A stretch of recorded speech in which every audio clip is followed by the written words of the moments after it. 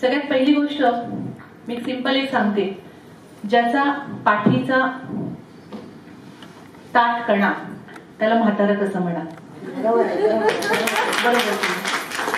त्यामुळे थोडस माझ्या व्याख्यानाला सुरुवात करताना मी सगळ्यांना आवर्जून विनंती करते की जेवढं ताठ बसता येईल तेवढं जास्त चांगलं आहे.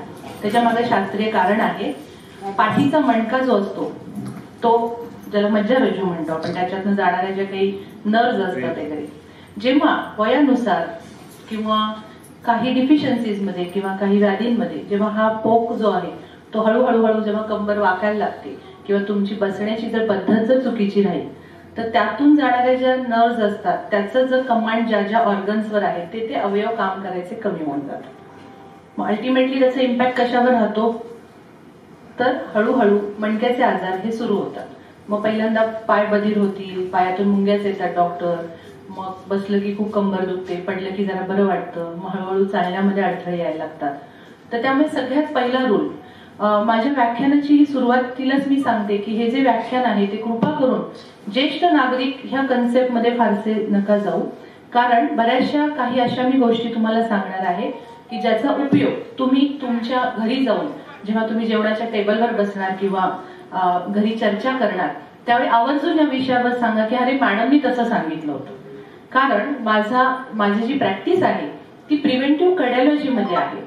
So we can avoid angioplasty, bypass, diabetes complication, बीपीचे होणारे कॉम्प्लिकेशन हे सगळे टाळण्यासाठी पेशंट माझ्याकडे येतात की आम्हाला पुढे जाऊन कुठलंही कॉम्प्लिकेशन नको आहे, डॉक्टर सर्जरी नको आहे किंवा सर्जरी सांगितलेली आहे आणि आम्हाला नाही करायची. तर त्यामुळे प्रिव्हेन्शन हा माझा पहिल्यापासून मी शिकलेला आणि मी प्रॅक्टिस करत असलेला हा विषय असल्यामुळे जे काही सांगेन त्याची चर्चा तुम्ही तुमच्या घरी जर केलीत, कारण समाजाच्या वेगवेगळ्या घटकातून तुम्ही आलेला आहात.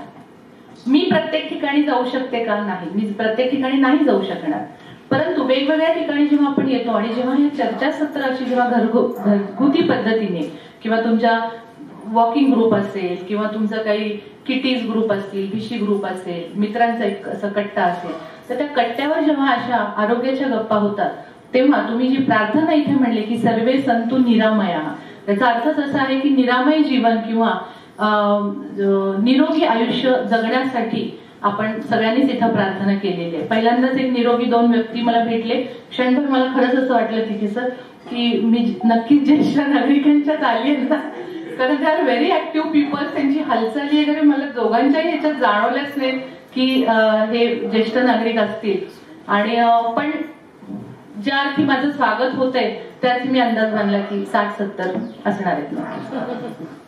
सो माय डिअर फ्रेंड्स, उतारवयात येणाऱ्या समस्या आणि त्याच्यावरचे उपाय ह्या पद्धतीमध्ये समस्या ह्या 2 प्रकारच्या असतात. पहिली समस्या शारीरिक, दुसरी समस्या मानसिक.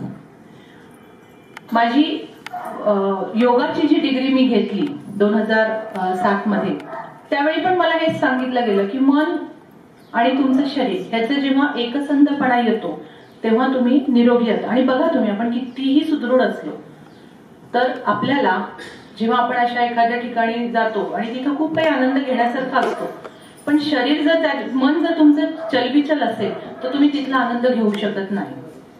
आणि जर मन जर तुमचं उत्साही असेल तर कुठेही तुम्ही आनंद घेऊ शकता. म्हणजे भूक लागली तर आपल्याला साध्या रस्त्यावरचा वडापाव सुद्धा कुठलाही मस्त होता तो वडापाव. आणि अगदी तुम्ही जर भूक नसेल आणि जोशीवाडीवाल्यांकडे जरी जाऊन उभं केलं तर नाही, ती मजा नाही आता जोशांच्या मध्ये. पूर्वीची मजाच वेगळी होती. अरे तेच आहे, सेम आहे, तुला भूक नाहीये एवढीच फक्त प्रश्न आहे. सो शारीरिक समस्या यावर जास्त आपण विचार करतो, म्हणून मी दोन्ही समस्या घेणार आहे, कारण दोन्हीचा समन्वय जिथे असतो तिथं निरोगी आयुष्य असतं. सगळ्यात पहिल्यांदा ज्येष्ठ नागरिक किंवा सिनियर सिटीजन्स हे कोणाला म्हणायचं हे आधी समजून घ्या. आयुर्वेद, ॲलोपॅथी, होमिओपॅथ सगळ्या पॅथींनी कबूल केलेली गोष्ट आहे की 60 पर्यंत, मी एक विनंती करते कृपा करून प्लीज फोन तुमचे स्विच ऑफ करा, प्लीज फोन स्विच ऑफ करा. काही होत नाही, पण थोडा अडथळा आला की मग मी विसरते की मी कुठल्या पॉइंटवर होते. सो फ्लाईट मोडवर टाका, थोडा वेळ फोन. आणि एक सांगू तुम्हाला, तुम्ही असे लोक आहात की जे मोबाईल शिवाय जगलेले आहात. बरोबर आहे. म्हणजे माझ्या पीजीच्या काळामध्ये वगैरे हळूहळू मोबाईल यायला सुरुवात झाली होती. तुम्ही तर अशी एक अवस्था जगलेला आहात की जिथं मोबाईल नव्हते, टेलिफोन नव्हते, असले तरी ते मिनिटाला 1 रुपया घ्यायचे. मग 9 नंतर क्वार्टर चार्ज सुरू व्हायचा आणि 11 नंतर 25 पैसे पडायचे. म्हणून आपण रात्री 11 नंतर एकमेकाला फोन करायचो. म्हणून आपले निरोप पोहोचले नाहीत का? खुशाली कळली नाही का? हा, सगळं कळत होतं, सगळं होत होतं, सगळी आपुलकी. मग आता तर अगदी उशाला सगळं जग आलंय, तरी सुद्धा आपण म्हणतो काही नाही. म्हणजे मी माझ्या आईशी जेव्हा बोलते खूप वेळ गप्पा मारते आणि सगळ्यात शेवटचं माझं वाक्य असतं, हे मी नाही माझ्या नवऱ्याने पॉइंट आउट केलं, सगळ्यात शेवटचं वाक्य असतं माझं, बस चल ठेवते आता, नंतर निवांत बोलते.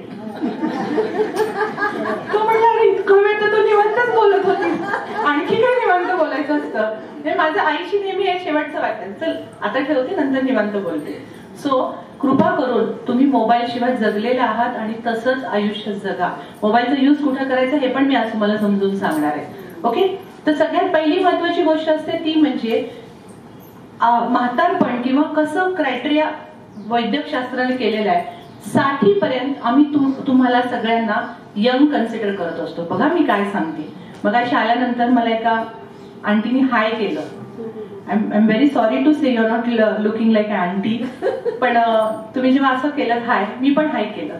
मला फार आवडतं असं, कारण माणसाने जगताना तुमचं पद, तुमचं काय आणखी हे जगण्यासाठी काही नसतं. We are human beings. So आनंद घ्यायला आणि आनंद द्यायला आपण इथे जन्माला आलेलो आहे. I am very thankful to that. त्यांच्यासाठी तुम्ही आता टाळ्या वाजवा. पण आयुष्य असं जगलं पाहिजे की नेहमी हराहुंदरी लाईफ पाहिजे. सो 60 पर्यंत तुम्ही तरुण आहात. 60 नंतर 70 पर्यंत you are consider as a elder person आणि 70 नंतर you are consider as a old person. So you are elder person. तुम्ही आता अनुभवी म्हणून आम्ही तुमच्याकडे बघत असतो. सो आपल्याला रिटायरमेंट हे कोणी दिलं? रिटायरमेंट ही पूर्वीच्या काळात होती का? आपला जर इतिहास आठवा, म्हणजे अगदी शेलार मामा वगैरे जरी आठवले तर ते वयाच्या 80-85 बरोबर ना, 80-85 वर्षी लढले आणि असं आपला इतिहास आहे. मग ही आणली कोणी? तर ही इंग्रजांच्या काळापासून, कारण तिथे सरकारी नोकरी वगैरे सुरू झाली आणि त्यावेळी त्यांच्या लक्षात आलं की भारतीय लोकांची इफिशियन्सी खूप आहे. दे आर ब्रेनी पीपल्स, हुशार आहेत ते, आणि लॉंग टर्म मध्ये त्यांच्यामध्ये ती ताकद राहते. मग ती ताकद कशी कमी करायची त्याच्यासाठी 2 गोष्टी त्यांनी आणल्या. मी तर आणखी ऍडिशनल टाकल्या, 3 गोष्टी आणल्या मी म्हणेन. त्यातली पहिली गोष्ट होती ती म्हणजे रिटायरमेंट.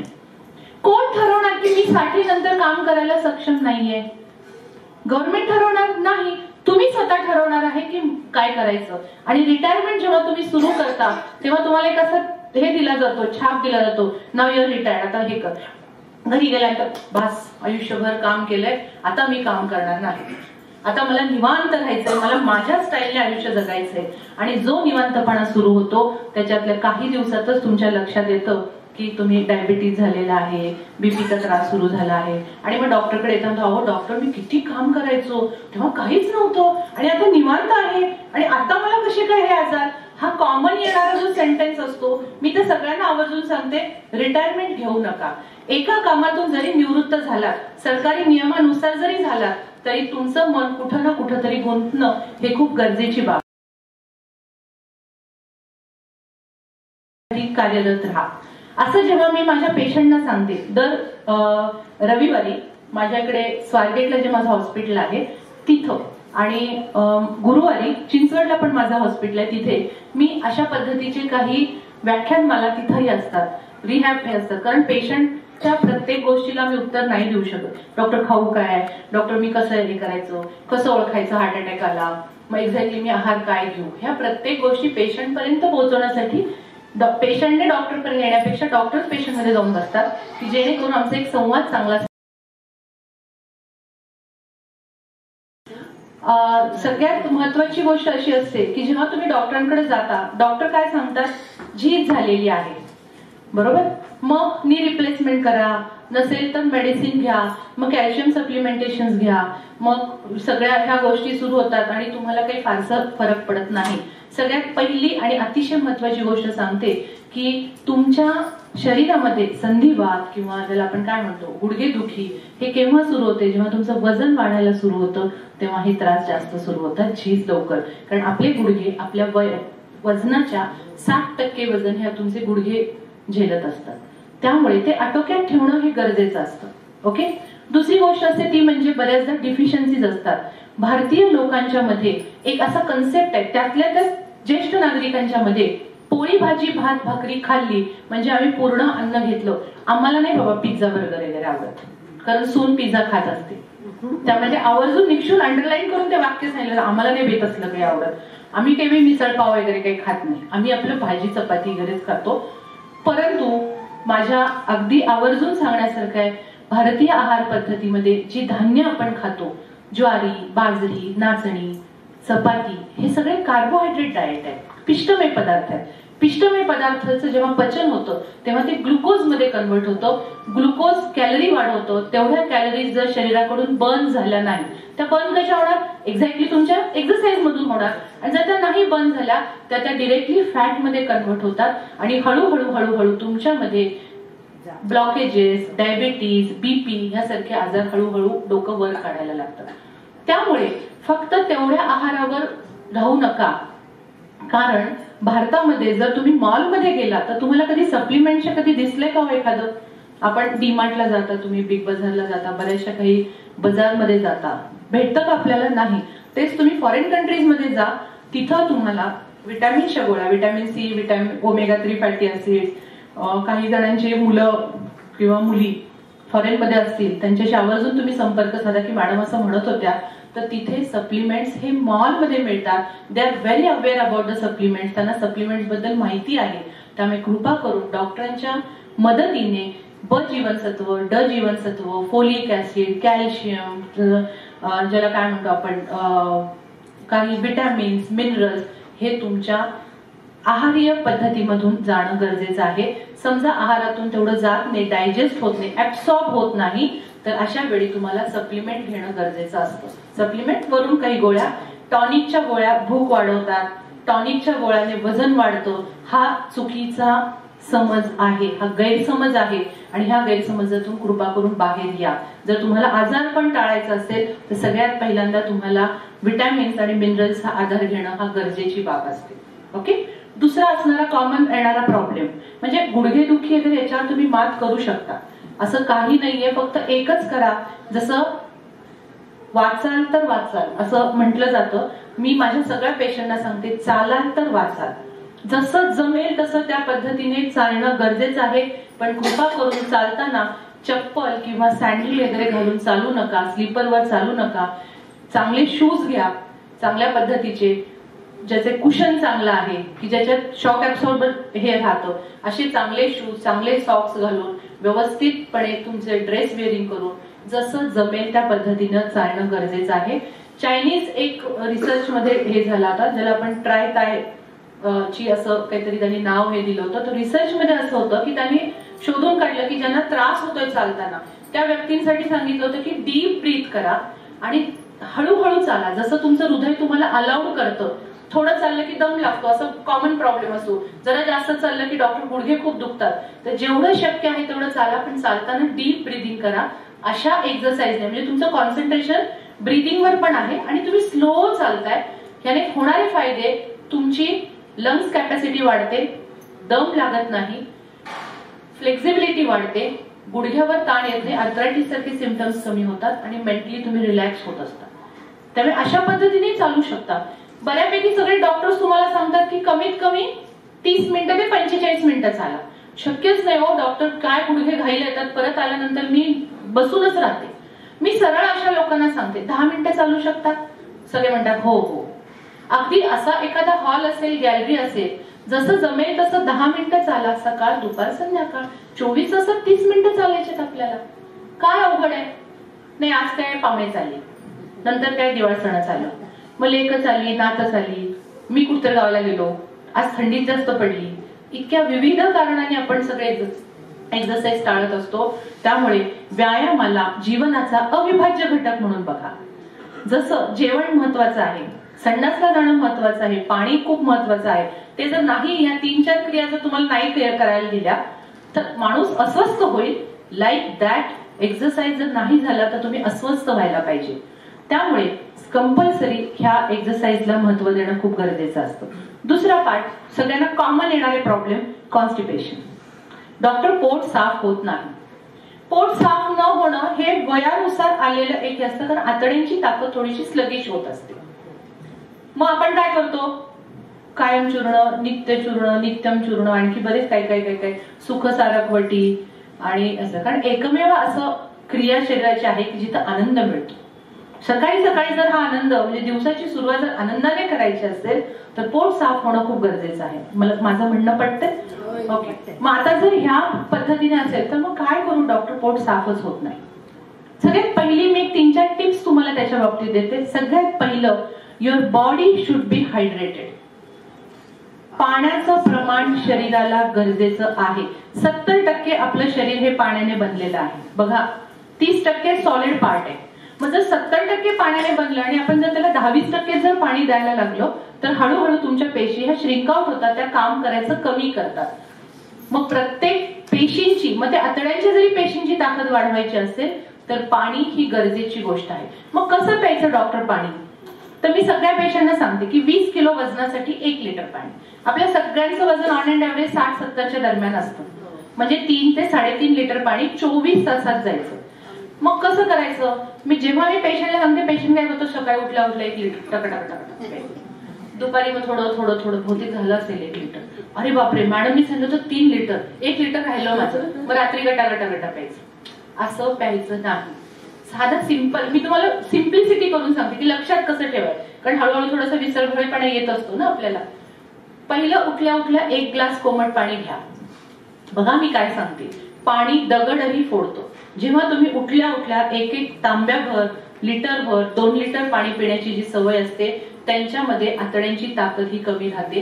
कारण बराच वेळ शरीर जेव्हा फास्टिंग मध्ये असतं तेव्हा जठरामध्ये सगळं पित्त एकत्र आलेलं असतं. अशा वेळी जेव्हा तुम्ही पाणी भरपूर देता ते डायल्यूट होऊन जातं आणि तुमची डायजेस्टिव्ह कॅपॅसिटी कमी केली जाते.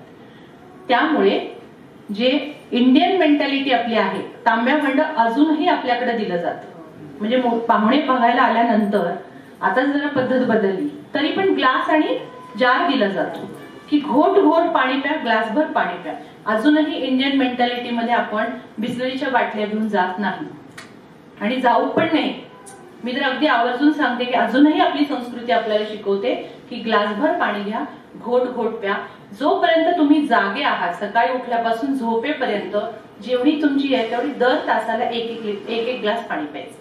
पण हे कोणी, ज्यांच्यामध्ये काही हृदयाचे विकार नाहीत, हार्ट वीक नाहीये, अशाच पेशंटना आम्ही पाणी सांगतो. ज्यांच्यामध्ये हार्ट फेल्युअरचे पेशंट आहेत, हार्ट वीक झालेला आहे, पंपिंग कॅपॅसिटी 40% पेक्षा खाली आली, अशा पेशंटला मात्र डॉक्टर सांगतील तेवढंच पाणी प्यायचं, कारण कार्डियक लोड वाढवून चालत नसतं. लक्षात आलं? त्यामुळे जोपर्यंत तुम्ही जागे आहात दर एका तासाने एक ग्लास पाणी प्यायचं. नातवंडांना सांगून ठेवा, लाईफ पार्टनरला सांगा, सुनांना सांगा, सगळ्यांना सांगून ठेवा की मला आठवण करा 1 तासाने कंपल्सरी पाणी प्यायचं.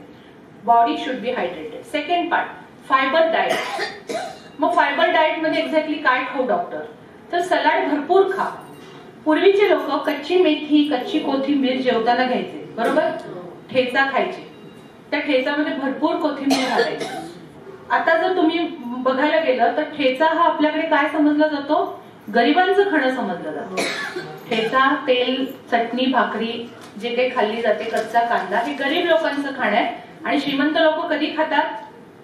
आमच्या पुण्याचं सांगते, Satara road, Nashik road, Solapur road, हे जे सगळे रोड बाहेर पडले की आम्ही जाऊन आवर्जून पिठलं, भाकरी, ठेचा, काय मस्त होतं. 160 रुपये, 70, 200, 250 रुपये थाळीला देतो. आणि तेच जर घरात करायचं म्हटलं तर नाही आम्ही पिझ्झा खाऊ, बाहेरून मागवून खाऊ. पण आम्ही पिठलं भाकरी काय करणार नाही. पुण्यात जर तुम्ही शनिवार रविवार जर येऊन थांबलात, पुण्यात काय तुम्हाला लोणावळ्यात अनुभव असेलच हा सगळा. ढीकभर वेटिंगला लोक उभा राहतात. कशासाठी? एका पावभाजीसाठी. अगं बाई, जा 2 मिनिटात डाळ भाताचं कुकर लाव, मस्त तूप, डाळ भात, मेथकूड घालून खा, लिंबू वगैरे पिळून. प्रोटीन गेलं, थोडेफार कार्ब्स गेले, स्निग्ध पदार्थ गेले, घरी बनवलेलं साजूक तूप गेलं.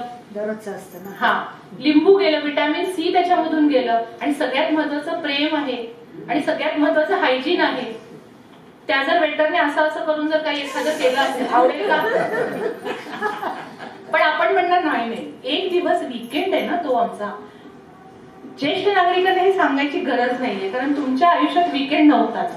सगळे हे तुमचे मस्त तुम्ही हे केले, एन्जॉय केलेले आहे.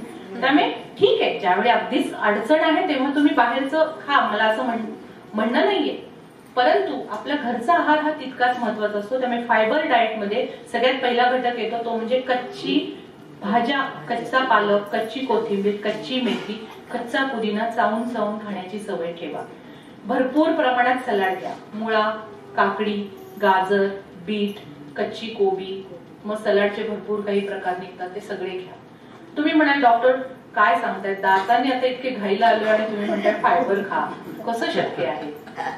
त्यामुळे पहिल्यांदा ज्येष्ठ नागरिकांना मी आवर्जून विनंती करते की कृपा करून तुमचं डेंटल हायजीन महत्वाचं आहे.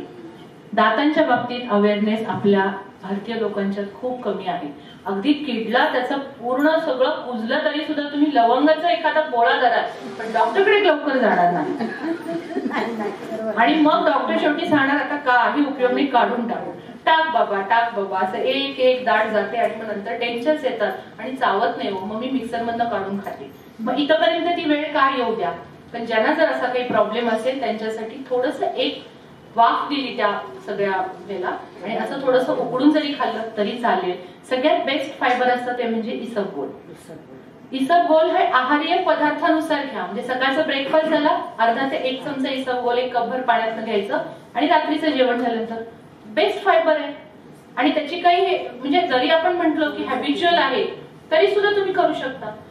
तिसरं बाब आहे ज्याला कॉन्स्टिपेशन म्हणतो, तो म्हणजे एक्सरसाइज. जेव्हा तुम्ही एक्सरसाइज करत असता, जसे बाकीचे मसल्स तुमचे कार्यरत होतात तसे आतड्यांचेही मसल्स तुमच्या ऍक्टिव्हेट होत असतात, कॉन्स्टिपेशन आपोआप कमी येतं. तिसरा घटक आहे तो म्हणजे तुमचे थायरॉइड फंक्शन. थायरॉइड फंक्शन आवर्जून बघा. ज्यांच्यामध्ये कॉन्स्टिपेशनचा त्रास आहे कुणीही जाऊन थायरॉइडची टेस्ट करत नाही. हा, आम्हाला आता थोडंच थायरॉइड झालं की आता 60 वर्ष पूर्ण झाली, हे तरुण लोकांच्यात होणारे आजार आहेत. असं नाही, थायरॉइड फंक्शन कधीही डिस्टर्ब होतं. दर एका तासाला 1-1 ग्लास पाणी पिणं गरजेचं आहे. तुमचा फायबर इंटेक चांगला पाहिजे, तुमच्या एक्सरसाइज रेग्युलर पाहिजे, आणि सगळ्यात महत्वाची गोष्ट आहे ती म्हणजे थायरॉइड फंक्शन हे व्यवस्थित पाहिजे.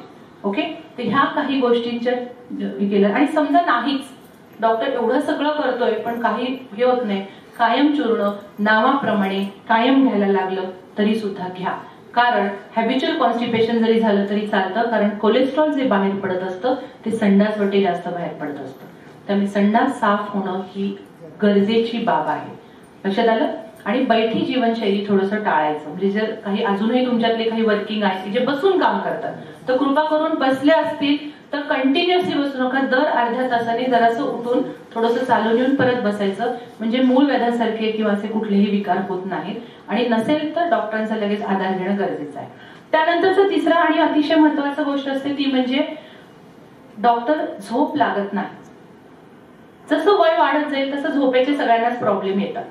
मग थोडंसं म्हणजे ज्याला आपण मी आता मात्र मर्मावर बोटं ठेवते, झोप न लागण्याचे कुठले कुठले उपाय तुम्ही सगळ्यांनी शोधून काढलेले आहेत. तुम्ही शोधले ना? पहिला उपाय मोबाईल. गुड नाईट केल्याशिवाय झोपच नाही. हा, लेकीला गुड नाईट, लेकाला गुड नाईट, नातीला गुड नाईट, सुनेला नाही हा मात्र, तिला कसं गुड नाईट म्हणणार आपण. सो गुड नाईट म्हणण्यापेक्षा व्हॉट्सअप, फेसबुक, इंस्टाग्राम, मी खूपदा माझ्या पेशंटना सांगते तुम्ही कृपा करून हे व्हॉट्सअप, फेसबुक, इंस्टाग्रामचा वापर हा जास्तीत जास्त नॉलेज वाढवण्यासाठी करा. म्हणजे ज्योत्स्ना पाटील युट्यूबवर शोधा. पूर्वी आपल्याकडे अंधार करायचे आणि झोपायचे, दिवा विझवायचा आपण, दिवे विझले की झोपायचे. हळूहळू मग 0 बल्ब आले, मग लाल, निळे, पिवळे, दुधी असले 0 बल्ब आले. त्याचं पैसे येत नाहीत, ते पैसे येत नाहीत म्हणून आपण आपले लावून टाकायचे. हळूहळू तिथून ती समस्या सुरू झाली आणि अर्बनायझेशन झालं. म्हणजे सगळ्या गोष्टी हातात आल्या. म्हणजे जर तुम्ही दिवे विझवणं हा जो कन्सेप्ट होता, त्यावेळी प्रत्येक स्त्री ही हाताने मळून सगळ्या गोष्टी करायची, जाताने दळून करायची. तिला कुठलंही अर्थरायटिस, कुठलीही व्याधी होत नव्हती. अंगणात वाळवणं घालायची, उन्हात जा-ये करायची, लांब पल्ल्याच्या गाड्यासाठी तिला चालावं लागायचं.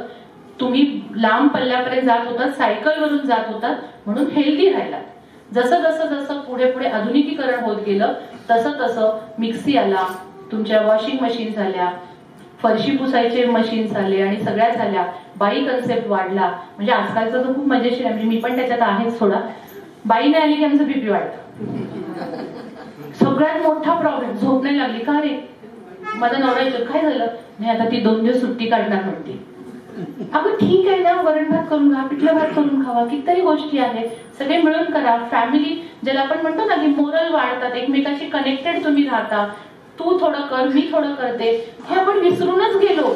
की पूर्वी आपण म्हणायचो की आई स्वयंपाकघरात आहे ना तर घर आवरणं मुलांचं काम, बाहेरची बाजारहाट करणं हे बाबांचं काम, अशी काही ठरलेल्या गोष्टी होत्या. आणि आता मात्र आपल्या ते होत नाही. त्यामुळे हळूहळू आपल्यामधली ही हालचाल जशी कमी होत गेली, कृपा करून मोबाईलचा वापर जास्त करू नका. ज्येष्ठ नागरिकांच्या मध्ये आजकाल मोबाईलचा वापर आहे. त्यात मला तरुणांना सांगायची गोष्ट आहे की जेव्हा सासू किंवा सासरे तासन तास जेव्हा एखाद्या फोनवर कोणाशी बोलत असतात तेव्हा इकडे नाकं मुरडली जातात. ही काय पद्धत झाली, इतकं बोलायचं फोनवर, दिवस रात्र फोनवरच. अगं तिचं आयुष्य आता सगळं झालंय, तिला कनेक्टेड राहायची इच्छा आहे तर तिला राहू दे. कृपा करून मी तरुणांना अगदी आव्हान देते, काही आहेत काही तरुण मंडळी पण मी सांगते, कृपा करून तुम्ही ज्येष्ठ नागरिकांना अवॉइड करू नका. फक्त ज्येष्ठ नागरिकांनी पण समजून घेतलं पाहिजे की ह्याला लिमिटेशन्स आहेत. नाहीतर कानावर असं मोबाईल ठेवायचा, असंच झोपायचं, उशीवर झोपायचं, कानावर मोबाईल आणि ऐकत आणि बोलायचं, इतकं पण तुम्ही ऍडिक्शन त्याचं ठेवू नका. त्यामुळे जर झोपेचा प्रॉब्लेम आहे, इन्सोमनिया सारखी जर लक्षणं दिसत आहेत तर पहिलं मोबाईल टाळा. दुसरं, रात्रीचं टीव्ही बघणं पूर्ण टाळायचं. त्यातल्या त्यात सिरियल्स बघणं टाळा. पुढचं पाऊल मागचं पाऊल. एक तुम्ही सांगा, भारतीय संस्कृतीमध्ये 4-4 लग्न होतात का? आरामात ह्या हिरोईन 3 लग्न 2 लग्न करतात, बिनधास्तपणे करतात. मग आपण म्हणतो की नाही ते काय, ती हिरोईन आहे ना. What is heroine? आपल्यातलंच एक कॅरेक्टर ते दाखवत आहेत आणि आपल्यात असे कॅरेक्टर्स नाही आहेत. इतके कारस्थानं कुणाच्या घरात असतात का? आपल्या तरी घरात असतात का कारस्थानं? जगणं मुश्किल होईल एखाद्याचं, इतकी कारस्थानं. आणि ते अगदी तुम्ही आवर्जून बघत असता. काय मी वयस्कर लोकांना विचारल्यानंतर ते आवर्जून म्हणतात, श्वास आहे हो आमचा टीव्ही, म्हणजे घरात कुणी बोलत नाही, तो बोलत असतो मग आम्ही ऐकत असतो. लिटरली तुमचा टीव्ही हा इडियट बॉक्स आहे. तुम्हाला पाहिजे ते तो देत नाहीये, त्याला पाहिजे तो तुम्हाला ऐकवतोय. तुम्हाला काय हवं हे कोण सांगणार? तुम्हाला काय हवं ते तुमचं गुगल सांगणार. तुमचं इंटरनेटवर तुम्ही शोधू शकता, युट्यूबवर शोधू शकता. टीव्ही हा त्यांना पाहिजे, टीपीआर जसा वाढेल तसा ते आपली स्टोरी वाढवतायत. म्हणजे 300 कोटी जर मला जर मिळाले असते तर मी सिल्कच्या साडीशिवाय साडीच नेसली नसते, की जी अगदी माहित असतं की अरे ही साडी पेशवाईमध्ये फक्त 700 रुपयाला आहे, हे आम्हाला कळत असतं. आणि मग 300 कोटीचे आम्ही मालक असतो. सो कृपा करून हे असं कुठलंही बघू नका. काही चांगल्या गोष्टी पण आहेत, मी असं म्हणत नाही सगळ्याच वाईट आहे, पण मॅक्सिमम वाईट दाखवलं जातं, मिनिमम हे दाखवलं जातं. त्यामुळे झोपेचं गोष्ट जर टाळायची असेल तर झोपण्यापूर्वी कमीत कमी 1 तास टीव्ही आणि मोबाईल पूर्णतः बंद करा. त्यानंतरचा घटक आहे तो म्हणजे जेव्हा शरीर थकतं तेव्हा झोप येते. त्यामुळे पुन्हा तोच विषय येतो, व्यायाम is the part of your life. पण शक्यतो मी आवर्जून सगळ्यांना सांगते की संध्याकाळच्या व्यायामापेक्षा सकाळचा व्यायाम हा जास्त चांगला असतो. परंतु जसं जसं वय वाढतं तसं तसं रक्तवाहिन्या ह्या कडक होत जातात, छोट्या होतात. आणि थंडी जर जास्त वाढली तर थंडीमध्ये हार्ट अटॅक येण्याचं प्रमाण हे वाढतं. एस्पेशली खंडाळा लोणावळ्यामध्ये मला आवर्जून सांगायचं वाटतं, कारण भयंकर थंडी तुम्ही फेस करत असता. थंडीमध्ये हार्ट अटॅकचे चान्सेस वाढतात. त्यामुळे कृपा करून सकाळी अर्ली इन द मॉर्निंग 5 वाजता 6 वाजता उठून फिरायला जाणं टाळा. 7-7:30 वाजता जेव्हा उन्हं येतात मग तुम्ही तुमचा 1 तासभर व्यायाम करणं हा गरजेचं राहतो. सो पुन्हा एकदा सांगते, झोप यायची असेल तर शरीराला थकणं गरजेचं आहे. आणि शरीर कधी थकतं? एक्सरसाइजनं थकतं. मानसिक जर तुम्ही जास्त दडपण घेतलं, मानसिक जर केलं तर कधीच थकत नाही, उलट तुमची चलबिचलता वाढते, तुम्हाला झोप येणार नाही. सो इन्सोमनियासाठी ह्याच्यासाठी सगळ्यात महत्वाचा घटक आहे इन्सोमनिया म्हणजे झोप न लागणं. मोबाईल टाळा, टीव्ही टाळा, रेग्युलर एक्सरसाइज करणं गरजेचं आहे. काही डिफिशियन्सीज मध्ये सुद्धा होऊ शकतं. पुन्हा मी तेच सांगते की मल्टीव्हिटॅमिन्स वगैरे जर घेतले तर हळूहळू तुम्हाला झोप ही व्यवस्थित लागू शकते. तिसरा अतिशय महत्वाचा घटक आहे तो म्हणजे ज्याला आपण व्याधी म्हणा किंवा ठीक आहे शारीरिक थकवा येतो. डॉक्टर बऱ्यापैकी ज्येष्ठ नागरिकांचे जसं की संध्याकाळ झाली की थकायला होतं, इच्छा होत नाही, काम करायची कोणतीही इच्छा होत नाही. त्यांना मी 2-3 टिप्स फक्त देते. सगळ्यात महत्वाचं म्हणजे स्टे कनेक्टेड. तुम्ही प्रत्येकाशी कनेक्टेड राहा. थकवा कधी येतो जेव्हा एकटेपणा त्रास देतो तेव्हा असं वाटतं मी थकली, आता काही उपयोग नाही. फॉरेन कंट्रीज मध्ये काही असे क्लब्स आहेत की जे डेटिंग मीटिंगवर जातात. म्हणजे मगाशी जर मी म्हटलं असेल की माझ्या मित्र मैत्रिणीनं तर एस्पेशली ह्या वर्गाला जास्त बरं वाटलं असतं. असली मैत्रीण वा मला चालेल हा असं सुद्धा काही म्हणणार. सो साधा एक गोष्ट आहे की एका आजीला उखाणा घ्यायला सांगतात, सॉरी आजोबांना उखाणा घ्यायला सांगतात. तर आजोबा म्हणतात की मी म्हातारा दिसतो, 80व्या वर्षात मी अजूनही तरुण दिसतो, तरी पण मी हिच्याकडेच पाहतो. मला हे आवडलं नाही उखाणा. तरी पण का? कुणी सांगितलं की तरी पण तिच्याकडेच बघा? जगात सुंदर गोष्टी बघायला कुणालाच अडथळा नाहीये, कुणाला अडथळा दिलेला आहे. त्यामुळे जर कोणी एखादी स्त्री अशी म्हणत असेल की मेन्स आर ऑलवेज मेन्स, बघेल तिकडे नुसत्या नजरा यांच्या भिरभिर, तर तुम्हीही भिरभरा. चांगल्या गोष्टी बघायला काय हरकत आहे की हा छान आहे, राजविंडा दिसतो, तेव्हा भेटला असतं तर त्याच्याशी मी सहज लग्न केलं असतं. म्हणायला काय जातंय, तुम्ही थोडं लग्न करायला जाणार आहे त्यांच्याशी. सो कृपा करून अशा कुठल्याही गैरसमजात राहू नका. So stay connected. तुम्ही जेव्हा थकवा येतो, कारण तुम्ही एकटेपणाची भावना तुम्हाला जास्त दुखावत असते, तेव्हा सगळ्यात महत्वाची गोष्ट आहे डॉक्टरांच्या मदतीने सगळ्यात पहिल्यांदा हेल्थ चेकअप करणं गरजेचं आहे. थकवा येणं ही पहिली सुरुवात असते मेटाबॉलिक डिसऑर्डर्स. मेटाबॉलिक डिसऑर्डर्सला साध्या मराठी भाषेत आपण म्हणू चयापचयाची क्रिया कुठेतरी चयापचय म्हणजे पचनाची नाही. शरीरामध्ये जेव्हा तुम्ही काही खाता, शरीराचं रेग्युलर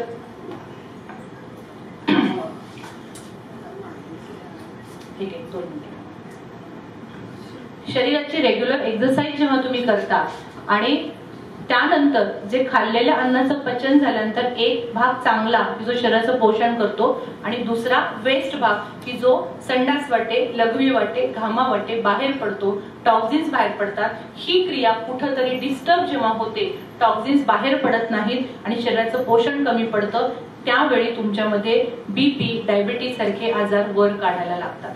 प्रत्येक वेळी डायबिटीजच्या पेशंटची लक्षणं ही लवकर दिसत नाही. आज माझ्याकडे आजच्या ओपीडीला 31 वर्षाचा एक मुलगा आला होता की त्याच्यामध्ये अस्वस्थ जाणवतं, अँझायटी आहे, डिप्रेशन येतं सारखं आणि अनइझी फिलिंग्स येतात.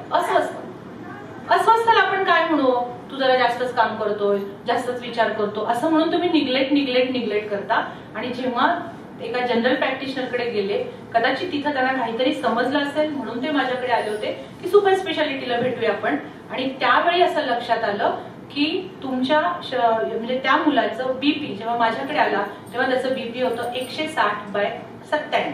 मला वाटलं मशीन, ऑटोमॅटिक मशीनवर घेतलंय, थोडंसं 10% एरर ही मशीनवर असते. तुमच्या घरात बऱ्याच जणांच्याकडे बीपीचं मशीन असेल, तरी पण डॉक्टरांकडे जाऊन मॅन्युअली चेकअप करणं, मॅन्युअल म्हणजे पाराचं जे काही मशीन असतं त्याच्यावर चेक करणं हे जास्त गरजेचं राहतं. आणि मग मी त्या पेशंटला त्याच्याशी थोडा वेळ बोलले, कारण काही वेळा हॉस्पिटल फोबिया असू शकतो, हॉस्पिटलमध्ये आला की भीती निर्माण होती, त्यामुळे सुद्धा बीपी वाढू शकतं. म्हणून मी 10-15 मिनिटं त्या पेशंटशी बोलले, रिलॅक्स झाला, मग बीपी बघितलं, इट वॉज 110 समथिंग, म्हणजे मशीन पण ती चुकलेली होती. सो बघा, वयाच्या 31व्या वर्षी बीपीचे त्रास त्या पेशंटला काय होत होतं, फक्त अस्वस्थ वाटत होतं. त्यामुळे थकवा येणं, अस्वस्थ वाटणं, पायात गोळे येतात, झोप लागत नाही, ही छोटी छोटी लक्षणं दुर्लक्षित करू नका. कृपा करून डॉक्टरांच्या मदतीने ह्या सगळ्या गोष्टी आपल्याला अनालिसिस करता येतं. मग चेकअप म्हणजे काय करायचं डॉक्टर, तर साधारण पहिल्यांदा तुमच्या डोक्यात एकच असतं की कोलेस्ट्रॉलमुळे हार्ट अटॅक येतो, नॉनव्हेज खाल्ल्यामुळे हार्ट अटॅक येतो, आम्ही पोळी भाजी खातो मग आम्हाला कसं हार्ट अटॅक येईल. तुम्ही पोळी भाजी खाता, तुम्ही ग्लुटेन घेता, तुमच्यामध्ये व्हिटॅमिनची कमतरता पडली, तुमच्यामध्ये इन्फ्लमेशन होतं, हार्ट अटॅक येतो. नॉनव्हेज खाल्ल्यानंतर हार्ट अटॅक येतो असं कॉमन एक कन्सेप्ट आहे. भारतामध्येच काळी माती आहे, ब्लॅक कॉटन सॉइल आहे, भाज्यांची अवेलेबिलिटी आहे, म्हणून आपण व्हेजी जास्त आहोत, धर्मानुसार आपण व्हेजी जास्त आहोत, पण भारत सोडून जर बाहेर गेलात तर सकाळ दुपार संध्याकाळ नॉनव्हेजच खातात, मग ते हार्ट अटॅकने का बरं पटापट जात नाहीत? कारण ते प्रोटीन डाएट आहे, त्यांच्यामध्ये चपाती भाकरी नसतं. आता मात्र ब्रेड आयटम जसे वाढायला लागले पाश्चिमात्य देशात, तसं त्यांच्याकडे पण हे आजार जास्त वाढायला लागलेले आहेत. परंतु जी स्ट्रेंथ आहे त्यांच्यामध्ये सुपी जास्त खाल्लं जातं, कार्ब्स कमी खाल्ले जातात. नॉनव्हेज जरी असेल तर त्याच्यामध्ये भरपूर प्रमाणात भाज्या घातल्या जातात आणि सुपी म्हणजे वॉटरी जास्त इंटेक असल्यामुळे त्यांना जास्त त्याचा त्रास होत नाही. त्यामुळे कंपल्सरी मी सगळ्या पेशंटचा आवर्जून सांगते की जर तुम्हाला ह्या छोट्या छोट्या गोष्टींपासून लांब राहायचं, कोलेस्ट्रॉलचा बाऊ करू नका.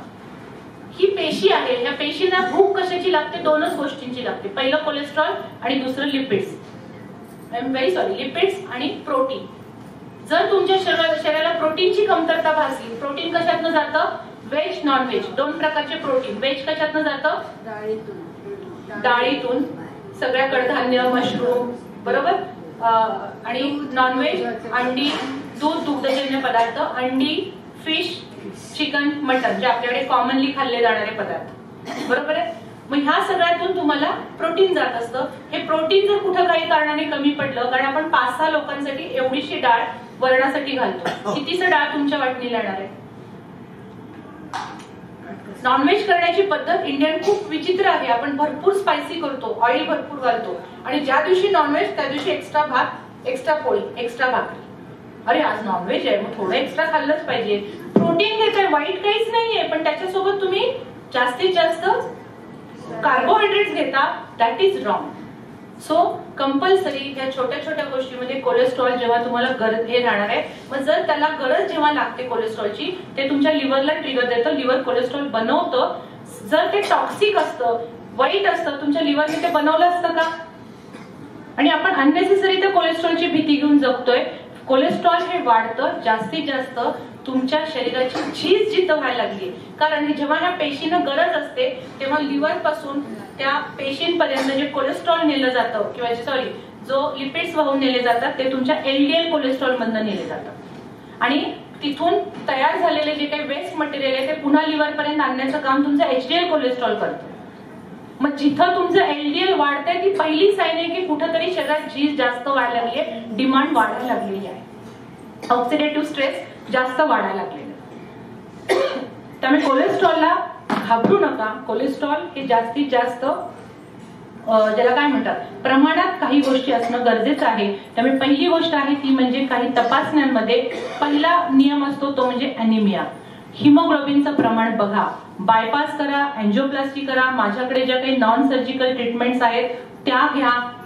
परंतु जोपर्यंत ऑक्सिजन कॅरिंग कॅपॅसिटी वाढणार नाही, तुमचा अॅनिमिया जर वरती येणार नाही, तर तुम्हाला यापासून कुणीही वाचवू शकणार नाही. माझं हिमोग्लोबिन नेहमी 10-10.5 असतं असं अभिमानाने सांगणाऱ्या व्यक्तीला मी म्हणते की अगं हे चुकीचं आहे.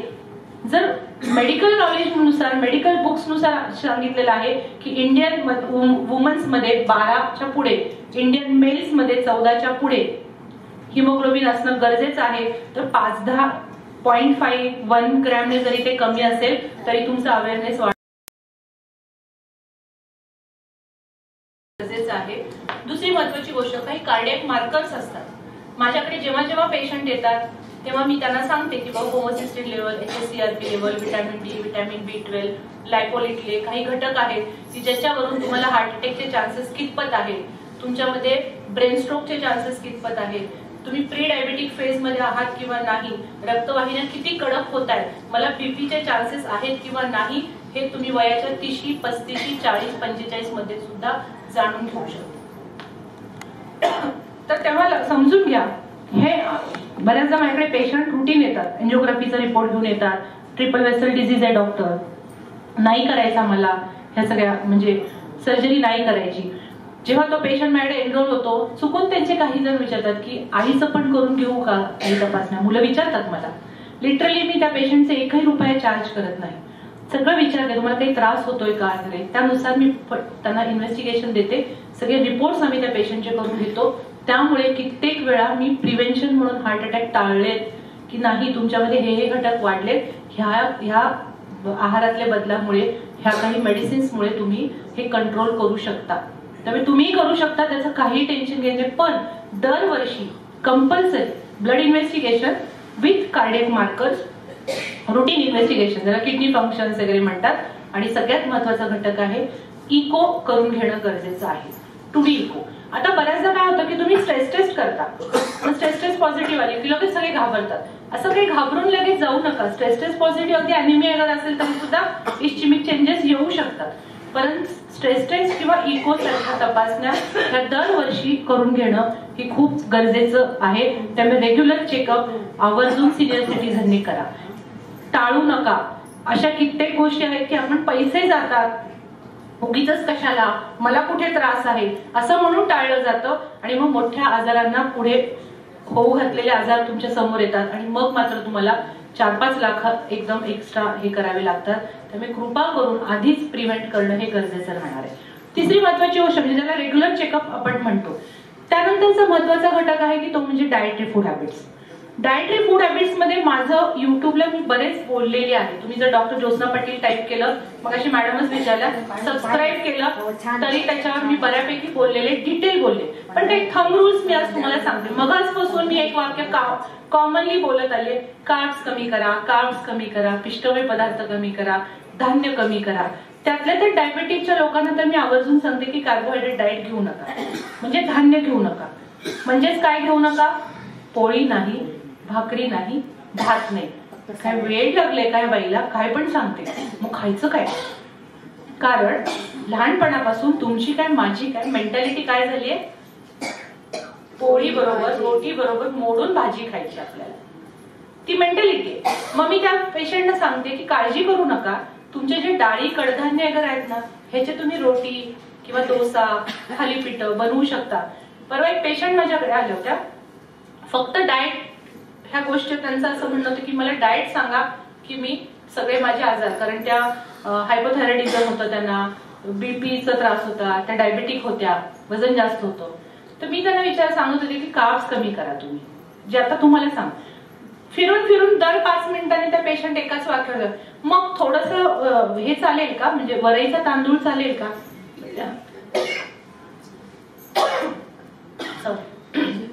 वरईचा तांदूळ चालेल का? तर म्हटलं हो चालेल. तर थोडी कणिक घालू का? परत थोड्या वेळाने म्हणायच्या, शिंगड्याचं पीठ चालेल का? मग त्यात थोडी कणिक घालू का? अगं कणिक is not good for your health. गहू बंद करा, गहू बंद करा. आवर्जून मी पेशंटना विनंती करते.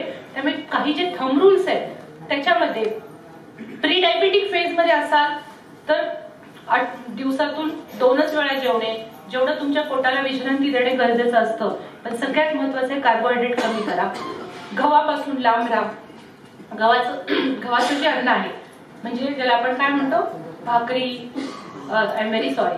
उपमा, शिरा, पोळी, पुरणाची पोळी, आणखी काय काय गव्हाचे ब्रेड आयटम्स, जे काय बेकरी प्रोडक्ट, ह्या सगळ्यांपासून टोटली बंद करा. म्हणजे इव्हन मी तुम्हाला इथे अध्यक्ष आणि उपाध्यक्षांना पण मी विनंती करते की जे तुमचे ट्रीट तुम्ही नंतर देता त्यामध्ये कृपा करून बिस्किट ठेवू नका, ब्रेड आयटम्स काही ठेवू नका. आपणच जर वळण लावलं तर हळूहळू हे होऊ शकतं, त्याची काहीच हे नाहीये. दुसरी अतिशय महत्वाची घटक आहे तो म्हणजे तळलेले पदार्थ बंद करा. दिवाळी सण होऊन गेलो, पण आपण म्हणतो आमच्याकडे नाही हो तळलेलं खात, कधीतरी सणावाराला खातात, हे कॉमन वाक्य पेशंटचं. पण इंडियन लोकांच्या भारतीय पद्धतीनुसार सणच जर अशी 56 वेळा असतील तर सारखंच तळणं आहे हो. म्हणजे जसं मला वाटतं नागपंचमी पासून जी सुरुवात होते ती हळूहळू हळूहळू हळू अगदी संक्रांतीपर्यंत, होळीपर्यंत आपण सण साजरे करत असतो या ना त्या कारणाने. आणि प्रत्येक वेळी विचारलं तर काय, देवीला नैवेद्य लागतं ना, नाही ते शंकराला लागतं ना. गणपतीला तळणीचे मोदक एकदा, उकडीचे मोदक एकदा, आणखी काय गव्हाचं उकड एकदा, तांदळाची उकड एकदा, गणपतीला लागतात. गणपतीने खाताना कधी बघितलंय का? आपणच खातो, पण ते देवीला लागतात. त्यामुळे अशा काही ज्येष्ठ नागरिकांना मी अगदी विनंती करते, कृपा करून ह्या जुन्या रूढी परंपरा ह्याच्यातनं कृपा करून बाहेर या. तो काळ वेगळा होता, त्या काळ ह्याच्यामध्ये तुम्ही ऑर्गॅनिक खात होता, सेंद्रिय पद्धतीच्या गोष्टी होत्या, तुमची शारीरिक हालचाल जास्त होती, ते सहज पचन होत होतं. पण आता मात्र आपली शारीरिक हालचाल कमी झालेली आहे, आपण इनऑर्गॅनिक जास्त खायला लागलो, रासायनिक पद्धतीचं खायला लागलो. परवाच मी एका दिवाळ सणात जस्ट मुलांना घेऊन गेले होते. एक वांग्याची शेती होती, प्लॉट होता वांग्याचा. जाताना अशी इतकी छान जांभळी वांग दिसलं. म्हणलं आपण थांबूया, त्यांना विचारू आम्हाला द्याल का, थोडे पैसे देऊ आपण त्या शेतकऱ्याला. आणि खूप मोठा प्लॉट होता. थोडं पुढे गेल्यानंतर तो शेतकरी त्याच्यावर फवारणी करत होता. तो जो वास आला, oh my God, it's horrible. माझं मी 2 मिनिटात तिथं थांबले की नाही. आणि हे माहिती आहे मला की हे सगळं रासायनिक पद्धतीने होतं. मग डॉक्टर काय करायचं? साधा एक सिंपल घरगुती उपाय सांगते. जी काही तुम्ही भाजी घरी घेऊन येता, पालेभाजी असो फळभाजी असो, ती कमीत कमी 1 चमचा पोह्याचा, मोठा चमचा म्हणजे एवढं तरी खायचा सोडा आणि एवढं मीठ, भरपूर मोठ्या गिंडी घ्यायची, मोठ्या भांड घ्यायचं, त्याच्यात ती भाजी बुडवायची. 20 मिनिटं ते अर्धा तास ती भाजी तशीच ठेवा आणि नंतर स्वच्छ पाण्याने धुवून घ्या, निथळून घ्या आणि मग ती भाजी करा. काहीही प्रॉब्लेम होणार नाही. ऍटलीस्ट रासायनिक जे काही प्रक्रिया त्याच्यावर झाली असेल ती थोडीफार तरी नलिफाय होण्याचं तुम्हाला मदत होईल. त्यामुळे दुसरी गोष्ट आहे ती म्हणजे आहारातलं सगळ्यात पहिलं गहू बंद करा, कार्बोहायड्रेट कमी करा, तळलेले पदार्थ कमी करा. कुठल्याही देवाला लागत नाही. तुमच्या हेल्थची काळजी ही तुम्ही घ्यायची. तिसरा घटक आहे तो म्हणजे दूध किंवा दुग्धजन्य पदार्थ. बऱ्याचदा याच्यावर खूप कॉन्ट्रोवर्सी मला काही ऐकायला मिळतं की पूर्ण अन्न आहे मॅडम, आहार्य घटक आहे तो, म्हणजे ज्याला काय म्हणतात त्याला, नाही पित्त शामक आहे, XYZ. मला दुधाशी काही माझं वाकडं नाहीये, पण दुधामध्ये जी आजकाल भेसळ केली जाते दॅट इज व्हेरी रॉंग. कारण आजकाल फॅट वाढवण्यासाठी बरेच काही गोष्टी त्याच्यात मिसळल्या जातात. दुसरी गोष्ट, दूध वाढीचे इंजेक्शन्स त्या गाई म्हशींना जास्तीत जास्त प्रमाणात दिल्या जातात. आणि सगळ्यात महत्वाचा घटक आहे तो म्हणजे ज्याला आपण म्हणतो, पूर्वी गाई म्हशी ह्या हिंडून वगैरे करायच्या, त्या दुधामध्ये व्हिटॅमिन डीचं प्रमाण जास्त असेल. आता तसं राहिलेलं नाहीये, म्हणून दूध नको. बाकी दुधात येणाऱ्या भेसळीसाठी मला दूध नको आहे. मग जर तुमची स्वतःचं काही एखादं हे असेल तर 2 वेळा साय काढलेलं दूध you can use, there is no issue. तिसरा घटक आहे तो म्हणजे साखरेपासून लांब राहा. मग अशी मी इथे आल्यानंतर मला विचारलं की मॅडम काय घेणार, तुम्ही म्हटलं ब्लॅक कॉफी किंवा ब्लॅक चहा विदाऊट शुगर. मला तुमच्या मॅडमनी विचारलं मॅडम डायबिटीज आहे का, असं तुम्ही नाही, बरेच जण मला विचारतात, का गं बाई डायबिटीज झाला का एवढ्या लवकर. डायबिटीज नाहीये, रिफाईंड शुगर पासून लांब राहा. लगेच पुढचा क्वेश्चन लगेच ठरलेला असतो, गुळ चालेल? गुळ काय आणि साखर काय, दोन्ही शुगर केन म्हणजे उसापासून बनलेले आहेत. दोन्हीवरही प्रक्रिया केलेत. पूर्वी मळी काढण्यासाठी भेंडीची झाडं घातली जायची, तो सेंद्रिय गुळ आपला खाल्ला जायचा. आता तशी झाडंही मिळत नाही, तेवढा चिकटपणाही भेंडीला राहिलेला नाहीये. त्यामुळे थोड्याफार प्रमाणात का होईना त्या कडवटपणा, ती मळी बाजूला काढण्यासाठी काही केमिकल्स हे वापरतात. म्हणजे जरी आपण सेंद्रिय म्हणून आणतो ना, फक्त खूप नाही, अगदी रंग देण्यासाठी, पिवळा वगैरे रंग येण्यासाठी जे काही करतात तसं नाही, पण त्यातला तर तो बरा असतो. पण साखरेला सबस्टिट्यूट म्हणून डायबिटीजच्या लोकांनी जर मला विचारलं की मी मध खाऊ का, तर मी निक्षून सांगेन नाही. कुठलंच रिफाईंड शुगर तुमच्यासाठी ही चुकीची आहे, मिठाई ही तुमच्यासाठी चुकीची आहे. सवय लावा, ब्लॅक टी, ब्लॅक कॉफी ह्याची सवय लावा. ही सवय काय करते, सुरुवातीला पानसट वाटतं. नाही तर मी सांगते की अगदीच खूपच असं वाटत असेल ना, 80% पाणी घ्या, 20% दूध घ्या आणि नुसता उकळायचा, थोडस त्याच्यामध्ये येटायचं. काय पानसट चहा प्यायचं, आम्हाला बासुंदी चहा प्यायची सवय. पुणेकरांना विचारलं तर आपण म्हणा आम्ही अमृत तुल्य पितो, पण तो विषतुल्य आहे. मी आवर्जून सगळ्यांना सांगते की तो भरपूर उकळलेला दुधात चहा पत्ती आणि टाकलेला, जिथं जाईल तिथं आपण असं ग्रँड समजतो की स्पेशल चहा 20 रुपये जाऊ देत, नाही तर 30 रुपये जाऊ देत एका कपाला, पण स्पेशल चहा पिणार. पण स्पेशल चहा दुधात साखर घालून बनवलेला असतो, त्यामुळे असा चहा प्यायचा नाही, पानसट चहा प्या. त्यात आणखी महत्वाची, मगाशी जसं कॉन्स्टिपेशनवर मी बोलत होते, त्यात एक गोष्ट राहून गेली. सकाळी उठल्या ज्यांना चहा प्यायची सवय असते त्यांच्यामध्ये डिहायड्रेशन जास्त होतं. त्यामुळे उठल्या कधीही चहा कॉफी काही घेऊ नका. नाश्ता पाणी वगैरे झालं तर तुम्ही चहा घेतला तर चालू शकतो. त्यानंतरचा घटक आहे तो म्हणजे तुमच्या आहारामधली तेलाचं जे प्रमाण आहे. तळलेलं नका खाऊ, हे सगळे सांगतात. मग काय खाऊ, तर कच्चं तेल तुमच्यासाठी काही वाईट नाहीये. रुटीन जे भाजीला जे लागणार आहे, 1 पळी 2 पळी तेवढं तुम्ही तेल वापरू शकता, त्याने काही असं होणार नाही. परंतु जर त्याच तेलात जर तुम्ही तळलेलं खाल्लं तर ते तुमच्यासाठी जास्त घातक ठरणार आहे. त्यानंतर आवर्जून सांगणारी ज्येष्ठ नागरिकांसाठी जी गोष्ट आहे ती म्हणजे जे खाल ते वेळेवर खा. तुम्ही रिटायर्ड आहात, तुमचा वेळ तुमच्या हातात आहे, तुम्ही म्हणाल तसं आज आता घडू शकतं. कृपा करून संसारातल्या राडगाडग्यातून स्वतःला बाजूला करा. तुम्ही आग्रही राहा, फॅमिलीला आग्रही ठेवा की ही वेळ जेवणाची अशी आणि अशीच पाहिजे. परंतु हे सांगताना अधिकारवाणीनं न सांगता समजून सांगा की असं असं आहे. जर बायोलॉजिकल क्लॉक आपण मेंटेन केलं, कारण हा प्रयोग तुम्हालाही माहित असेल, जर इथे सायन्स बेस्ड कोणी लोक असतील, फिजिक्स मध्ये तो एक होता की एका कुत्र्याला बरोबर 1 वाजता घंटा वाजवली जायची आणि त्याला अन्न दिलं जायचं. थोडे दिवस हे केलं आणि नंतर अन्न दिलं नाही, नुसती घंटा वाजवली, त्याच्या तोंडातून लाळ गळायला लागली. त्याचा अर्थ असा असतो की त्या त्या ठराविक वेळी ते सिक्रिशन्स आपल्याला आपण आपल्या बॉडीला सवय लावतो. त्यामुळे कृपा करून सवय लावा की वेळच्या वेळी जेवणं, वेळच्या वेळी ते खाणं, जे असेल ते आनंदाने खाणं ही तितकेच गरजेचं आहे. त्यामुळे ह्या सगळ्या गोष्टीला घाबरण्यापेक्षा आपण प्रिव्हेन्शनवर मी बोलते. तुम्हाला आजार वेगवेगळ्या समस्या ज्या येतात, झोप लागत नाही, हा होत नाही, त्या होत नाही, घाबरू नका. पण प्रत्येक गोष्टीत मात्र डॉक्टरांचा आधार घ्या. डॉक्टरांकडे जायला घाबरू नका. बऱ्याचदा असं होतं की डॉक्टर आजकाल काय पूर्वी म्हणायचे ना, कोर्टाची पायरी चढू नये, आता म्हणतात हॉस्पिटलची पायरी चढू नये. गेलं की काही ना काहीतरी काढतातच. असं सगळेच डॉक्टर नाहीत करत. पण काही वेळा जर तुमच्यामध्ये असेल की तुम्ही प्री डायबेटिक फेज मध्ये, तुमचं बीपी जर जास्त आहे, तर डॉक्टरांशी बोला, चर्चा करा. डॉक्टर मी काय बदल करू? कारण आम्ही प्रिव्हेंटिव्ह मध्ये प्रॅक्टिस करताना हेच सांगत असतो की काय बदल करायला पाहिजे, काही मेडिसिनची गरज आहे का, काही आयव्ही फ्लुइड्स आम्ही पेशंटला देत असतो, सलाईन वाटे काही मेडिसिन देतात. कारण कॉमन येणारा जो प्रॉब्लेम आहे तो म्हणजे वयानुसार डायबिटीज आणि बीपीच्या लोकांच्या मध्ये जे ब्लॉकेजेस होतात ते कॅल्सिफाईड ब्लॉक जास्त होतात. कॅल्शियमचं सॅच्युरेशन तिथं जास्त होतं. अशा पेशंटला आम्ही काही आयव्ही मेडिसिन, सलाईन वाटे काही मेडिसिन देत असतो की ज्याने हा हळूहळू कॅल्शियम स्कोर आपण कमी करतो. तुम्ही हार्ट अटॅक पासून पण वाचू शकता. पण ह्या सगळ्यासाठी तुम्हाला डॉक्टरांच्या पर्यंत जाणं गरजेचं आहे. सेल्फ मेडिकेशन करू नका. कृपा करून कोणीही सेल्फ मेडिकेशन करू नका. आता राहिला तो आहे ते मानसिक रोग. शक्यतो मगाशी जसं म्हटलं की ज्येष्ठ नागरिक, senior citizen is equal to expiry date medicine.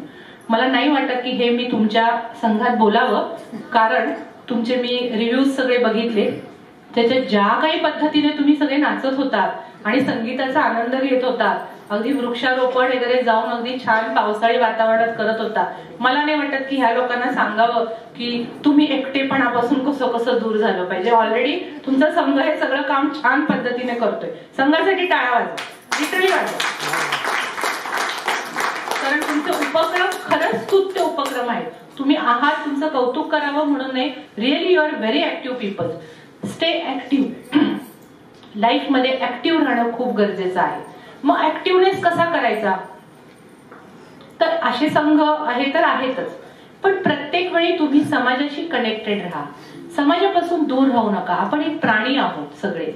प्राणी हा नेहमी कळपात राहतो. प्राणी हा कधीच एकटा दुकटा राहत नाही. साधं सिंपल एक उदाहरण जेव्हा हे करते की आपल्या जेव्हा वय वाढतं तेव्हा काही वेळा आपल्या लाईफ पार्टनर्स आपल्याला सोडून जातात, काही वेळा बायको जाते, काही वेळा नवरा जातो, मग खूप एकटेपणाची भावना यायला लागते. मी सगळ्या पेशंटना अशा सांगते की जेव्हा असे, आणि आधी एकदम हेल्दी असणारे लाईफ पार्टनर गेले की त्यांचं बीपी, डायबिटीज वगैरे सगळं सुरू होतो.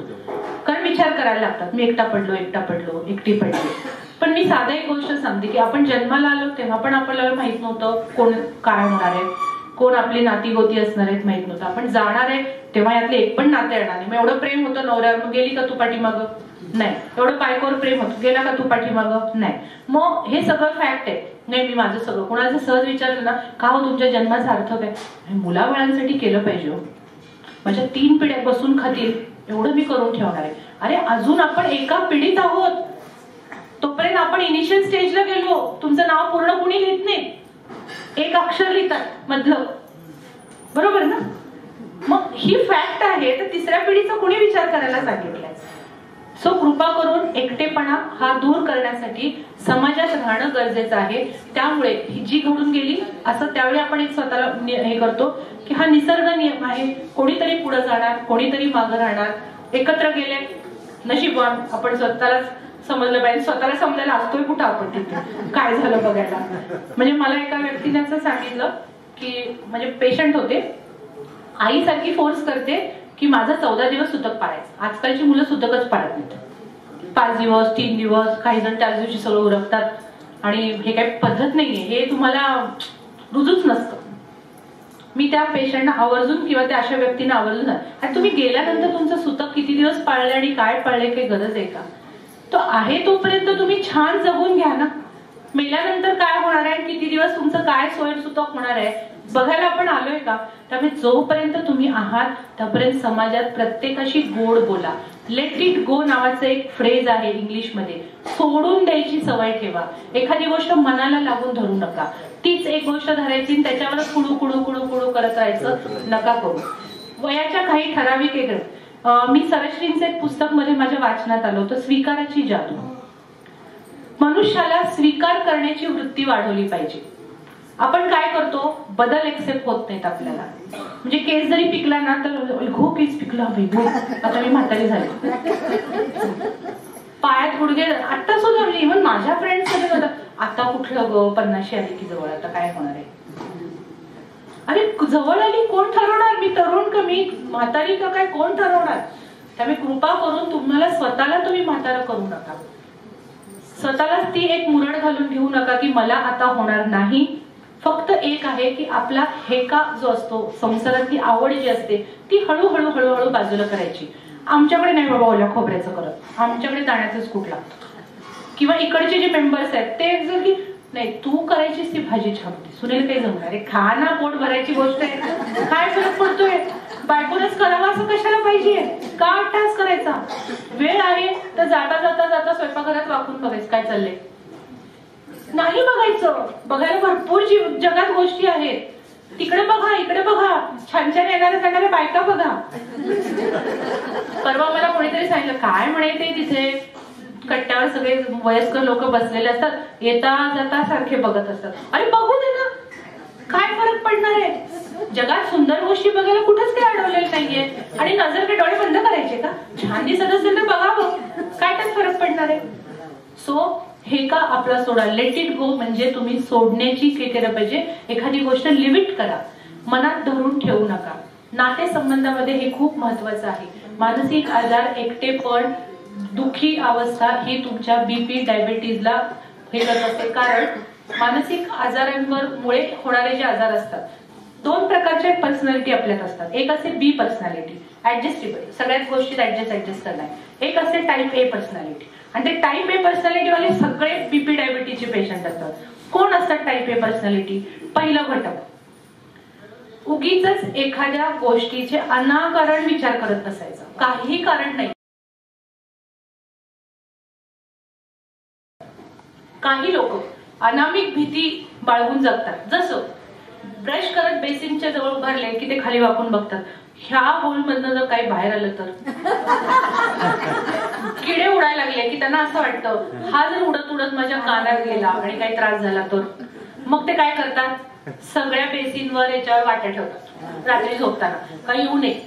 जागेपणी मी बघेन एखादा प्राणी, मेल्यानंतर मला काय कळणार आहे, झोपल्यानंतर मला काय कळणार आहे.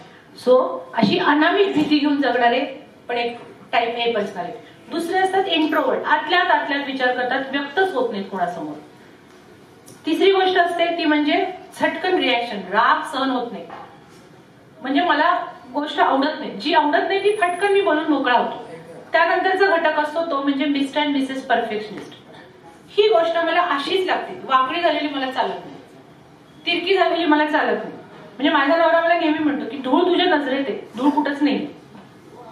मी म्हणते अरे नाही, घर कसं ऑर्गनाइज पाहिजे. तर तो म्हणतो की आपण लॉजमध्ये नाही राहतोच ना, आपण घरी राहतो. सो घरासारखं राहू दे, कसंही असू दे, अस्ताव्यस्त असू दे, घरात घर पण असतं कधी, तेव्हा सगळे एकमेकाशी कनेक्टेड, गोड बोलून छान हसत खेळत राहतात. सो माय डिअर फ्रेंड्स, हे का सोडणं गरजेचं आहे. संसारातल्या गोष्टीच्या पासून स्वतःला लांब ठेवा. ह्याचा आधार घेण्यासाठी आध्यात्मिक असणं गरजेचं आहे. म्हणजे आता जे तुम्ही प्रार्थना जी म्हटली, साने गुरुजींची प्रार्थना जी म्हटली, त्यात काय होतं, हेच की सगळ्यांचं दुःख जाऊ दे, मला ताकद दे परमेश्वरा, दुःख सहन करायची नाही, सुखी राहण्याची ताकद परमेश्वराकडे मागा. म्हणजे मला आवर्जून कौतुक वाटलं सर, तुम्ही जे म्हटलात की मध्ये 2 काही व्यक्ती तुमच्या ह्याच्यातले आजारी आहेत आणि त्यांच्यासाठी तुम्ही प्रे करा. That's good. जेव्हा तुम्ही दुसऱ्याला ब्लेसिंग्स देता तेव्हा ते ह्या सृष्टीमध्ये इकोसिस्टीम आहे, जे द्याल ते परत मिळाल. आपण म्हणतो ना, ज्या झाडाची फुलं त्या झाडाखाली पडू दे. कुणाला म्हणतो? सुनेला म्हणतो. जेव्हा ती सून वाकडं तोंड करून तुमच्याकडे जाते, जाऊ दे, ज्या झाडाची फुलं त्या झाडाखाली पडतील.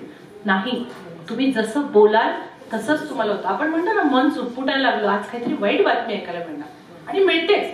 का म्हणायची वाईट बातमी ऐकायला मिळणार? म्हणूच नका ना तुम्ही. मन चुटपुटते, ओके ठीक आहे, परमेश्वरा सगळ्यांना सुखी ठेव, सगळं व्यवस्थित होते. ऐकायला मिळेल का? मग असं होईल का? मग तसं होईल का? खरंच तुमच्या संघात हा अतिशय, हा मला वाटते रेकीमध्ये पण हेच करतात, ब्लेसिंग्स द्या. हा एकमेका, जेवढे तुम्ही ब्लेसिंग्स द्याल ते रिटर्न मध्ये तुम्हाला मिळणार आहे. एखाद्याला पैसे देताना पण सुटपुट होऊ नका. हे द्या पैसे आणि विचार करा, त्याचं गरज भागू दे, तो आनंदी होऊ दे, खुश होऊ दे, तुम्ही पण आनंदी खुश होऊन जातात आणि त्याचे ब्लेसिंग्स तुम्हाला मिळतात. सो माय डिअर फ्रेंड्स, या सगळ्यासाठी अध्यात्माचा आधार घेणं गरजेचं आहे. अंधश्रद्धा करू नका. तुमचं एक असं वय आहे की याच्यामध्ये जुन्या रूढी परंपरेला तुम्ही घट्ट धरून बसलेला आहे. ही गोष्ट अशी आणि अशीच झाली पाहिजे, लक्ष्मीपूजा घरातच झाली पाहिजे. कशासाठी? जा एखाद्या मंदिरात, बसा तिथे शांतपणे देवाला हात जोडा की हे सगळं असंच कनेक्टेड राहू दे. आपण म्हणतो का? नाही नाही नाही, ती घरातच झाली तर ती लक्ष्मीपूजा झाली तर तुमच्या घरी लक्ष्मी येणार आहे. लक्ष्मी अशी येत नसते. कर्तृत्व कर्म केल्याशिवाय लक्ष्मी आपल्या घरात येत नाही. कष्ट केल्याशिवाय लक्ष्मी येत नाही. हे तुम्ही तुमच्या मुलांना, नातवंडांना पटवून द्या. सो कंपल्सरी तुमच्या वागण्या बोलण्यामध्ये अंधश्रद्धा नसावी, पण श्रद्धा मात्र असावी. कुठेतरी एक सुपर नॅचरल पॉवर आहे आणि ती पॉवर अध्यात्मापेक्षा सुद्धा मेडिटेशनने येते. मेडिटेशनची सुरुवात जी असते, शांत बसा, आत्मचिंतन करा. सुरुवातीला ब्रीदिंगवर लक्ष द्या. श्वास कसा आत जातोय, श्वास कसा बाहेर येतोय. जेव्हा आत जातोय तेव्हा चांगल्या गोष्टी माझ्या शरीरात प्रवेश करतायत, आणि जेव्हा श्वास बाहेर जातोय तेव्हा सगळे टॉक्सिन माझ्या शरीराच्या बाहेर टाकले जात आहेत. अशी फील करा. हळूहळू हळूहळू हळूहळू तुमची एक तल्लीनता राहते. मी तुमच्या लोणावळ्यात कित्येक वेळा येऊन तुमच्या त्या टायगर व्हॅली वगैरे असे काही भाग आहेत की जिथे असं थोडंसं निर्मनुष्य असेल, तिथं मी एकटी बसून अर्धा तास मी मेडिटेशन केलेलं आहे. इतकं सुंदर सौंदर्य परमेश्वराने तुम्हाला बहाल केलेलं आहे. त्यामुळे कृपा करून ह्या मेडिटेशनचा आधार घ्या. आपण कसे मेडिटेशन करतो? डोळे बंद करतो, फोडणी करपली वाटतो. आता कोण आला असेल? बेल कोणाची वाजली? आता तर कोणच येत नाही. मग कोण आला असेल? मित्र आला असेल का? किती वेळा सांगितलं सुनबाईला, आवाज भांड्याचा जरा कमी कर. तू कशाला लक्ष देते? तू श्वासावर लक्ष दे. आपोआप अल्टिमेटली तुम्हाला एक आत्मिक सुख अनुभव यायला लागेल. त्यामुळे हळूहळू हळू ह्या ज्या भौतिक जे म्हणतो आपण, जी भौतिक क्लेश आहे, ह्या क्लेशापासून स्वतःला हळूहळू हळूहळू लांब करायचं. कृपा करून आयुष्य मृत्यूची वाट बघण्यासाठी नाही, आयुष्य हे जगण्यासाठी आहे. तुम्ही इथे आनंद द्यायला आणि आनंद घ्यायला जन्माला आलेला. त्यामुळे कसा आनंद घ्यायचा, हा सर्वात ती तुमच्या हातातली गोष्ट आहे, ती कोणाच्याही हातात नाहीये. जर आपला आनंद आपण व्यक्ती सापेक्ष ठेवला, मुलं, नातवंड, शेजारी पाजारी, तर तो आनंद नसतो. आनंद घेण्यावर आहे. मग रस्त्यावर उभारून छान, तुम्ही बघितलं का कधी? आपण मोठ्या मोठ्या गाड्या आपण वापरतो, एसी असतो, एसीत बसून जात असतो. किती कुलिंग असतं सांगा, सावली आहे, सगळं एकदम लॅविश आहे. आणि तेच गाडी एका झाडाखाली जेव्हा थांबते, आपण उन्हात गाडी लावतो का? नाही, आपण गाडी सावलीला लावतो. खाली उतरतो, एखादं मोठं डेरेदार झाड असेल, तिथे गेल्यानंतर तुम्हाला आहा काय मस्त वाटतं, इथे झोप पण लागेल. म्हणजेच काय? सुख कुठे आहे तुमचं? निसर्गात आहे. सुख हे भौतिक मध्ये कुठंच नाहीये. स्वतःच स्वतःवर अनालिसिस करा की आपण गाडीतून उतरलं तरी असं वाटतं, हा इथं किती बरं वाटतंय. मग गाडीत का नाही बरं वाटलं? तिथं कित्येक लाखाची गाडी आहे, ते लाख कमवायला तुम्ही किती कष्ट घेतले, पण तुमचा आनंद कुठे आहे? निसर्गात आहे. त्यामुळे निसर्गाशी कनेक्टेड राहणं गरजेचं आहे. लेट इट गोचा अर्थ आहे सोडून द्या. कुठलेही नातेसंबंधात जसं असतं की एखाद्या बहीण भावांचं काहीतरी कॉम्प्लेक्स झालेलं असतं, प्रॉपर्टीवरून भावाभावांचं झालेलं असतं, सोडून द्या. ठीक आहे, जाताना प्रॉपर्टी पेपर्स डेड बॉडीवर बांधणार आहेत का? कोण 7-12 बांधणार आहेत?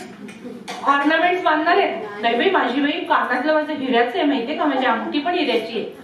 अगं ती दाखवायला आहे. इथं आत्ता पडलीस, काढून घेणार, डेड बॉडी जाणार.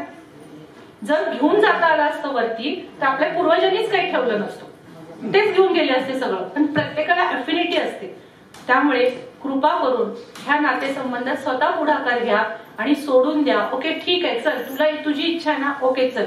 तुम्हाला जर कोणी म्हणलं काय हे एवढ्या मोठ्या प्रॉपर्टीवर पाणी टाकतात, अगं पडू दे ना, आनंद मिळवण्यासाठी गेली प्रॉपर्टी, काय फरक पडणार आहे. आणि जर असं देण्याची म्हणजे देणाऱ्याने देत राहावे, घेणाऱ्याने घेत राहावे, पण देणारा जास्त श्रेष्ठ असतो, जाता जाता देणाऱ्याचे हातच घेऊन जावे हे चुकीचं आहे. हा माणसाचा घाणेरडी वृत्तीवर ते बोललं गेलेलं आहे. परंतु देणाऱ्याने देतच जावे, देतच जावे. परमेश्वर त्यांनाच देतो ज्यांना द्यायची ताकद असते. परमेश्वर त्यांना कधीच देत नाही, त्यांना द्यायचं वृत्ती नाहीये अशा याला परमेश्वर कधीच देत नाही.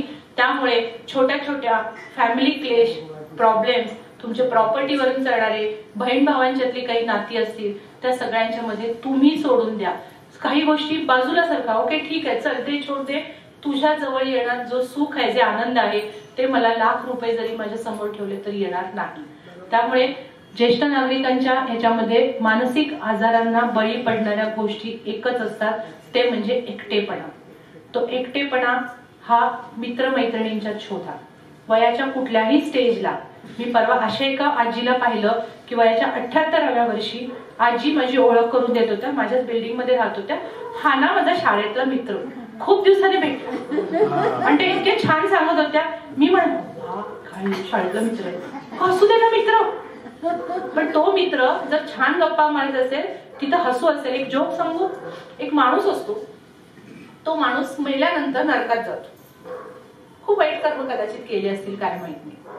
परमेश्वर येतो म्हणतो, हे बघ तू आता नरकात आलायस, तुला एक काम तू चांगलं केलंस, त्यासाठी मी तुला एक वर माग म्हणतो, तुला जे पाहिजे ते माग, एकदाच मागायचं. तो काय सांगत असेल? एखाद्याला वाटेल नाही देवा मला इथं नको, नरकात, मला स्वर्गात नाही. तो म्हणतो एक काम करा देवा, माझे 4-5 मित्र जरा स्वर्गात इकडे तिकडे असतील, त्यांना फक्त नरकात पाठवा. मी नरकात सुद्धा राहायला तयार आहे जर माझे मित्र माझ्या सोबत असतील तर. तो म्हणला का माझी बायको पाठवून द्या, कधीच म्हणणार. तो म्हणला का माझे नातवंड म्हणजे नात्यातली लोक पाठवून द्या, नाही. तो म्हणतो जिथे कुठे 4-5 माझे मित्र असतील ते नरकात द्या, मी इथे राहायला तयार आहे. सो मित्रमैत्रिणींबरोबर नरकाचा स्वर्ग करण्याची ताकद असते. त्यामुळे भरपूर प्रमाणात मैत्रिणी करा, मित्र करा. घरातले जर कुणी अडवणूक करत असतील काही कारणाने तर कृपा करून त्यांच्यावर निगेटिव्हिटी करू नका, कारण ते त्या फेजला आलेले नाहीये.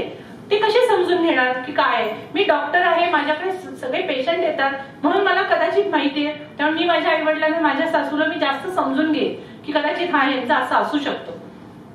परंतु लेमॅन जे लोक आहेत त्यांना माहित नाहीये, त्यांच्यावर आगपाखड करू नका. त्यांना थोडी मदत करून, त्यांच्या ह्याला करून हळूहळू आपलीही स्वतःची बाजू मांडणं गरजेचं आहे. अतिशय महत्वाचा एक मुद्दा जो राहून गेलेला आहे तो म्हणजे तुमच्या मनातली जी बीपी, डायबिटीजची जी भीती आहे ती पूर्णतः काढून टाका.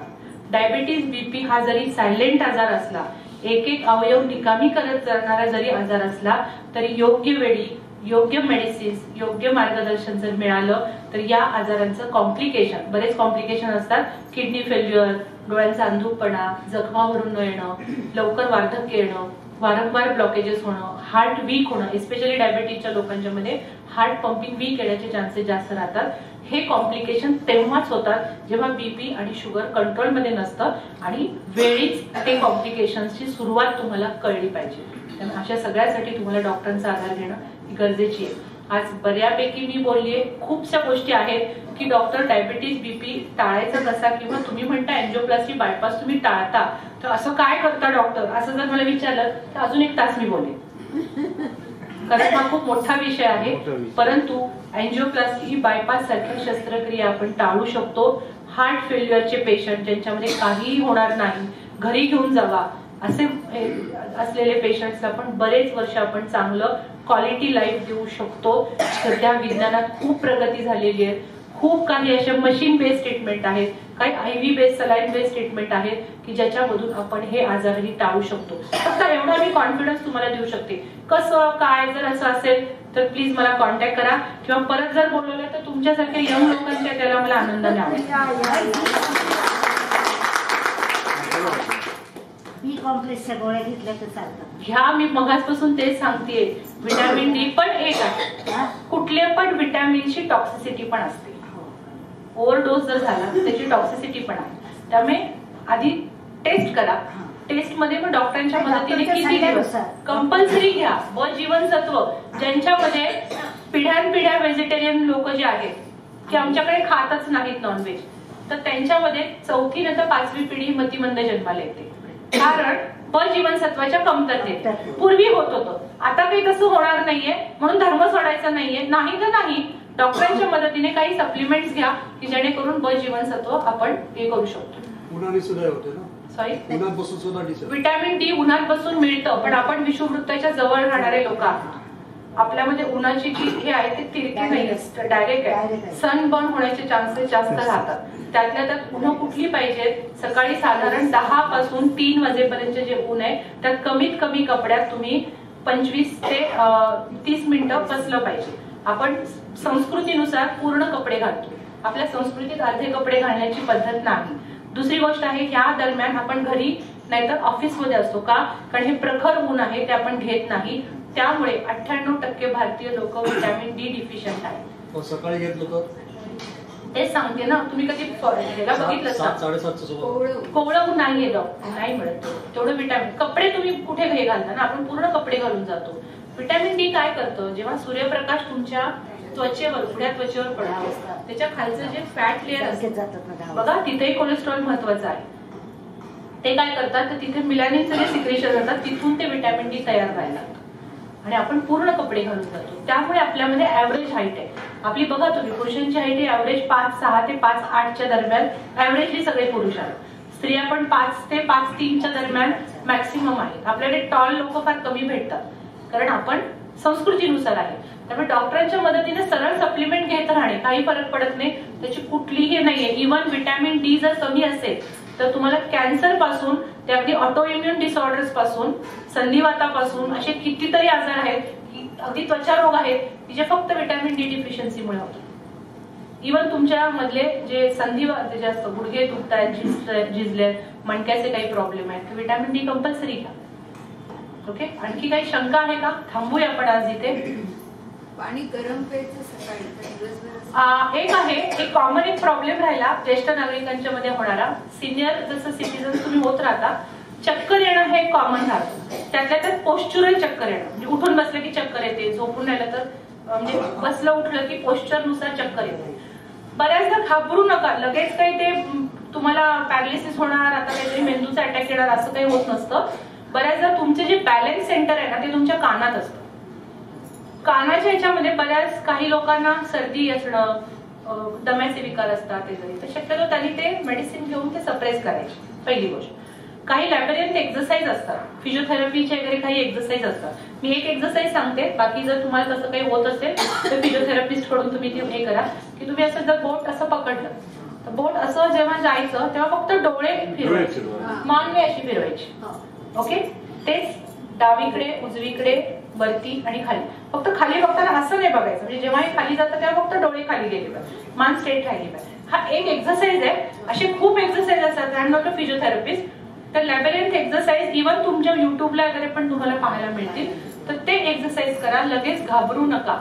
काही वेळा बॉडी हायड्रेटेड ठेवा, जसं तुम्ही म्हणालात कोमट पाणी, त्याच्यावरचा एक उपाय आहे की दिवसभरात जर तुम्ही दर एका तासाला, जसं मी सांगितलं ना पाणी प्या, तसं कोमट पाणी पिलात, पण कोमट म्हणजे गरम नाही, कडक नाही आणि गारगुट पण नाही, असं थोडंसं जस्ट ल्यूक वॉर्म वॉटर. ते जर तुम्ही घेत राहिलात, बॉडी हायड्रेटेड ठेवली, तरी पण ती चक्कर कमी येते. ओके, आणि last and the list and the most important part, व्यसनाधीनता. जेवढं व्यसनापासून लांब राहता येईल तेवढं राहा. काही वेळा सोशल ड्रिंक्स, काही लोक मला विचारतात, नाही मॅडम मी खूप वर्षापासून बिझनेसमन आहे, काही वेळा मला काही बिझनेस मॅनर्स सांभाळण्यासाठी वगैरे घेतो, पण it should be not more than 60 ml, 60 ml मध्ये तुम्ही कधीतरी क्वचित प्रसंगी म्हणून जर घेतलं तर ओके. परंतु याचा अर्थ मी त्याला प्रमोट करते असा चुकूनही घ्यायचं नाहीये. जेवढे तुम्ही मिशेरी लावणं, तंबाखू इथं ठेवणं, दारू पिणं, स्मोक करणं, स्मोक तर मी ऍब्सोल्युटली अवॉइड करा म्हणून सांगते, बिलकुल स्मोकिंग करायचं नाही. माझ्याकडे पेशंट येतात, सांगतात की नाही आता हार्ट अटॅक आला आणि बंद केलं डॉक्टर, आणि काही दिवसांनी त्यांना बरं वाटायला लागतं, दम कमी आला, चालायला लागतात, चेस्ट पेन कमी येतो. तिथनं खाली जातात क्लिनिकच्या. माझ्या क्लिनिकच्या समोरच एक हॉटेल आहे, तिथे जातात, मस्तपैकी गुळाचा वगैरे चहा मस्त पितात, स्मोक करतात आणि घरी जातात. व्हिडिओ काढून ठेवले, मग आणि म्हणायचं जर समजा डॉक्टरांकडनं नाही बरं झालं, हा एवढी ट्रीटमेंट घेतली फरकच नाही पडला, पण ते घरच्यांना कुठं माहितीये की ते स्मोक करत होता तिथे. बऱ्याचदा असं होतं की तुम्हाला डायबिटीसमुळे लाडू किंवा असं मिठाई खाता येत नाही, घरी देत नाही, मग लग्न सराईत गेलं कुणी बघत नाही म्हणून भरपूर मिठाई खाऊन घेतात. अरे कुणी बघणं बघणं हे तुझ्या शरीरासाठी चाललंय. You have to aware about your body. त्यामुळे जेवढं व्यसनांपासून लांब नाही बंद करता येईल तेवढं करा. तंबाखू इथं ठेवून काम करणं, निकोटिनिक ऍसिड आहे त्याच्यात. ऍसिड काय करतं, कोरडेपणा आणतं, जाळतं. ते बाकीच्या जर गोष्टी जाऊ देत, सगळ्यात महत्वाचं तुमची बॉडी हायड्रेशन मधनं जाते. तुम्ही कितीही मग नंतर वरून पाणी प्या, जर तुम्ही तंबाखू खात असाल तर बॉडी हायड्रेटेड राहणारच नाही, कारण ऍसिड सिक्रेशन बॉडी मधली वाढली. त्यामुळे जेवढी बॉडी अल्कलाईन ठेवता येईल तेवढी ठेवा. आणि अल्कलाईन ठेवायची असेल तर पाणी एक गोष्ट आहे, आणि दुसरं म्हणजे फ्रुट्स, फलाहार. एखाद दिवस असा ठेवायचा की पूर्ण फलाहार ठेवणं. डाएटच्या बाबतीत सांगते, 50 पर्यंत तुम्ही ठीकठाक आहार घ्या, प्रमाणात घ्या. 50 नंतर 60 पर्यंत 1/4 जेवण बंद करा. म्हणजे एक भाकरीची भूक आहे, 3 चतकोरच घ्या. 60 नंतर अर्ध करा, आणि 65 नंतर एक वेळचं जेवण जर कमी करता आलं किंवा बंद करता आलं, मग काय खायचं डॉक्टर, तर ह्या वेळी तुमचं सलाड, फ्रुट्स, रात्री एक नाही लॉट्स ऑफ, भूक आहे तेवढं खा ना, खायला कोण नाही म्हणते, पण फ्रुट्स. मग तुमचं काय राहणार, एक वेळ थोडंफार कार्ब्स गेले, बाकीच्या वेळी तुमचे कार्बोहायड्रेट गेलेच नाही, आणि तुम्ही काय घेतलंय, अल्कलाईन घेतलंय ना सगळं, तर बॉडी ही ऍसिडिक नेचर मध्ये नाही राहिली, इन्फ्लमेशन डबल कमी येणार आहे.